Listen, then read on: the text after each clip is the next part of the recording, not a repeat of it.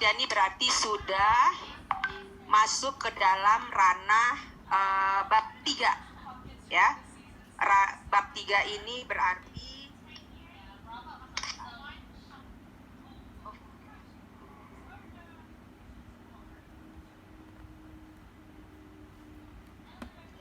bab 3 ini berarti sudah masuk ke metodologi penelitian.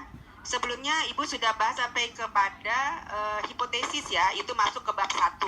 Jadi kalau bab 1 itu kita bicara terkait dengan alasan kalian melakukan penelitian, latar belakangnya apa, kemudian berbagai riset-riset sebelumnya sebagai pembanding untuk tema penelitian kalian. Kemudian yang berikutnya adalah tujuannya apa, kemudian apakah Anda membatasi penelitian Anda sejauh mana. Misalnya kita punya tema yang sangat luas tapi Anda batasi dalam 1 atau 2 variabel atau parameter, atau mungkin pada lokasi tertentu, misalnya kayak di Pulau Seribu hanya 1 pulau saja, atau Anda melakukannya misalnya di lab. Kalau di lab mungkin hanya beberapa variabel saja atau beberapa parameter yang Anda uji misalnya. Nah, jadi pada bab 1 itu yang kita butuhkan. Dan hipotesis penelitian yang terakhir. Jadi seorang peneliti itu juga harus bisa mengetahui jawaban sementara penelitian saya ini apa. Apa yang kita harapkan dari penelitian kita, gitu ya. Nah, kemudian kalau itu sudah, berarti bab 1 sudah selesai. Nah, masuk ke bab 2. Bab 2 itu adalah tinjauan pustaka. Nah, tinjauan pustaka itu isinya adalah seluruh variabel yang terdapat pada keywords di judul penelitian Anda. Jadi semua keywords yang ada di judul penelitian Anda, ya, atau di dalam penelitian Anda itu Anda harus punya pustakanya. Ya, berbagai teori-teori yang Anda harus masukkan.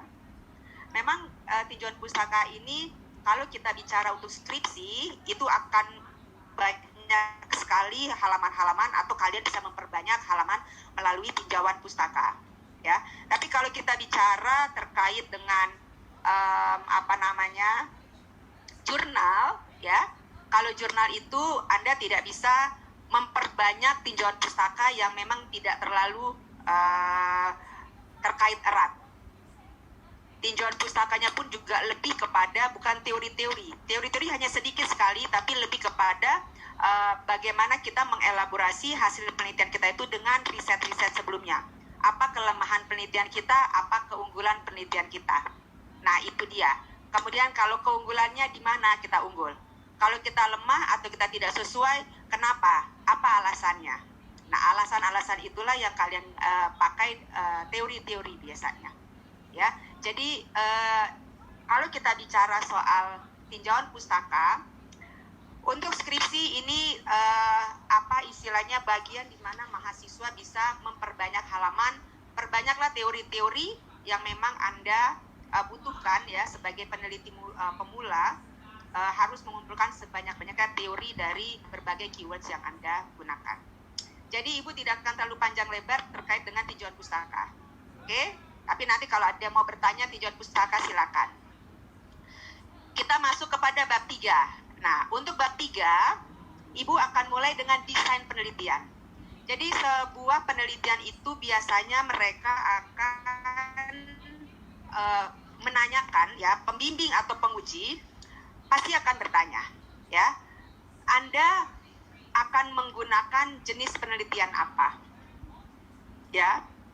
Kalau Anda mengatakan jenis penelitian eksperimental, lanjut pertanyaannya, desain penelitiannya seperti apa? Gitu.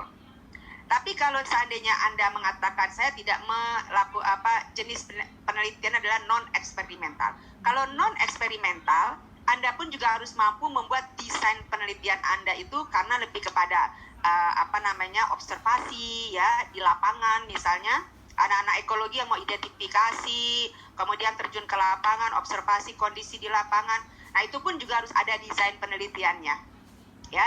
Jadi Anda harus tahu dulu yang namanya jenis penelitian. Setelah itu Anda bisa memilih desain penelitiannya seperti apa. Oke, kita lanjut.